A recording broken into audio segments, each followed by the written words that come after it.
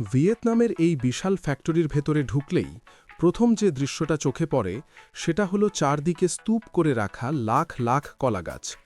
দূর থেকে দেখলে অনেকেই ভাবতে পারেন এগুলো হয়তো ফেলে দেওয়া বা নষ্ট হয়ে যাওয়া গাছ, কিন্তু বাস্তবে এই কলাগাছই এই ফ্যাক্টরির সবচেয়ে মূল্যবান কাঁচামাল। আমরা সাধারণত জানি কলা পাড়ার পর কলা গাছ আর কোনো কাজে লাগে না। গ্রাম অঞ্চলে কলা কাটার পর গাছ ফেলে দেওয়া হয় বা পড়ে থেকে পচে যায়, কিন্তু এই আধুনিক ফ্যাক্টরিগুলোতে কলা গাছ মানে মিলিয়ন ডলারের সম্পদ। যখন কলা গাছ থেকে কলা সংগ্রহ করা হয় তখন গাছটি কেটে নেওয়া হলেও সেটাকে নষ্ট করা হয় না। কলা পাড়ার পরপরই গাছটিকে নির্দিষ্ট মাপে কেটে ফেলা হয়। কলা গাছ কাটার পর সেগুলো খুব দ্রুত ফ্যাক্টরিতে পাঠানো হয়। এই বিষয়টা ভীষণ গুরুত্বপূর্ণ, কারণ গাছ কাটার পর বেশি সময় পড়ে থাকলে গাছের ভেতরের অংশ নষ্ট হতে শুরু করে। সাধারণত ২৪ ঘন্টার মধ্যেই কলাগাছ ফ্যাক্টরিতে পৌঁছে দেওয়া হয়। অনেক এলাকায় ফ্যাক্টরির সঙ্গে সরাসরি কৃষকদের চুক্তি থাকে। এতে কৃষকরা শুধু কলা বিক্রি করেই নয়, কলা গাছ বিক্রি করেও আলাদা আয় করতে পারেন। ফ্যাক্টরিতে পৌঁছানোর পর প্রথম ধাপে কলা গাছ ভালোভাবে পরিষ্কার করা হয়। গাছের গায়ে লেগে থাকা মাটি, কাদা, পাতা আর অপ্রয়োজনীয় অংশ সরিয়ে ফেলা হয়। এরপর গাছগুলো নির্দিষ্ট মাপে কেটে নেওয়া হয় যাতে সহজে মেশিনে ঢুকানো যায়। বাইরে থেকে এই ধাপটা খুব সাধারণ মনে হলেও এখানে সামান্য ভুল মানেই পুরো গাছটা নষ্ট হয়ে যাওয়া। তাই এই কাজগুলো সাধারণত প্রশিক্ষিত শ্রমিকরাই করেন। বড় বড় আধুনিক মেশিনে এক একটা করে কলা গাছ ঢুকানো হয়। কলা গাছ আসলে স্তর বাই স্তর গঠিত। প্রতিটি স্তরের ভেতরে থাকে সূক্ষ্ম ফাইবার। মেশিনের ভেতরে বিশেষ ব্লেড আর রোলারের মাধ্যমে এই স্তরগুলো চাপ দিয়ে আলাদা করা হয়। ধীরে ধীরে গাছের ভেতর থেকে ফাইবার বের করে আনা হয়। এই পুরো প্রক্রিয়ায় প্রচুর পানি ব্যবহার করা হয় যাতে ফাইবার ছিঁড়ে না যায় এবং নরম থাকে। এই পর্যায়ে যে ফাইবার বের হয় তা দেখতে অনেকটা ভেজা চুলের মতো লাগে। এই ফাইবার তখনও কাঁচা অবস্থায় থাকে। যদি এগুলো দ্রুত পরবর্তী ধাপে না নেওয়া হয় তাহলে কয়েক ঘন্টার মধ্যেই নষ্ট হয়ে যেতে পারে। তাই এখানেই ফাইবারগুলো মান অনুযায়ী আলাদা করা হয়। মোটা ফাইবার, মাঝারি ফাইবার এবং খুব সূক্ষ্ম ফাইবার, এই ৩ ধরনের ফাইবার আলাদা আলাদা কাজে ব্যবহার করা হয়।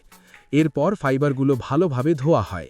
বড় বড় পানির ট্যাঙ্কে ফাইবার ডুবিয়ে রাখা হয় যাতে গাছের রস, আঠালো উপাদান আর ময়লা পুরোপুরি বের হয়ে যায়। এই ধাপটি খুবই গুরুত্বপূর্ণ, কারণ ঠিকভাবে ধোয়া না হলে পরে সুতা বানানোর সময় সমস্যা দেখা দেয়। ধোয়ার পর ফাইবারগুলো হালকা করে চিপে নেওয়া হয় যাতে অতিরিক্ত পানি বের হয়ে যায়। এরপর শুরু হয় শুকানোর ধাপ। অনেক ফ্যাক্টরিতে এখনও প্রাকৃতিকভাবে সূর্যের আলো ব্যবহার করে ফাইবার শুকানো হয়। খোলা জায়গায় লম্বা র্যাকে ফাইবার ঝুলিয়ে দেওয়া হয়। রোদ আর বাতাসে ধীরে ধীরে ফাইবার শুকিয়ে যায়। আবার আধুনিক ফ্যাক্টরিগুলোতে নির্দিষ্ট তাপমাত্রার ড্রায়ার মেশিন ব্যবহার করা হয়। এতে সময় কম লাগে এবং সব ফাইবারের মান একরকম থাকে। শুকানোর পর ফাইবারগুলো অনেক হালকা, মসৃণ এবং শক্ত হয়ে যায়। এই অবস্থায় আবার মান পরীক্ষা করা হয়। যেসব ফাইবার ভাঙা, খুব শক্ত এবং অসমান সেগুলো আলাদা করে ফেলা হয়। এরপর ভালো মানের ফাইবারগুলো রোল আকারে পেঁচিয়ে রাখা হয়। এই রোল করা ফাইবার এরপর সুতা তৈরির মেশিনে পাঠানো হয়। সেখানে ফাইবারগুলো পাক দিয়ে শক্ত সুতা বানানো হয়।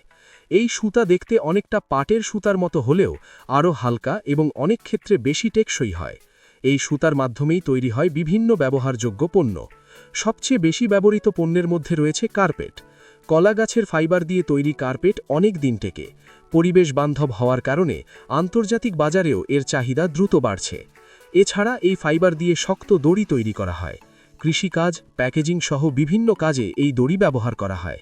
অনেক ফ্যাক্টরিতে কলা গাছের ফাইবার থেকে বিশেষ ধরনের কাগজও তৈরি করা হয়।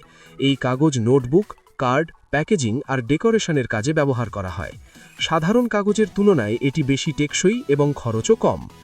সবচেয়ে আশ্চর্যের বিষয় হল ফাইবার বের করার পর কলা গাছের যে অংশগুলো বাকি থাকে সেগুলোও নষ্ট করা হয় না। এই অংশগুলো দিয়ে জৈব সার তৈরি করা হয়। কারখানার এক পাশে বড় কম্পোস্ট ইউনিটে এই বর্জ্য পচিয়ে সার বানানো হয়। পরে এই সার আবার কৃষকদের কাছে বিক্রি করা হয় এবং আশেপাশের জমিতে ব্যবহার করা হয়। সব মিলিয়ে এই কলাগাছ প্রক্রিয়াজাতকরণ ফ্যাক্টরি শুধু একটি কারখানা নয়, বরং এটি একটি মিলিয়ন ডলারের ইন্ডাস্ট্রি।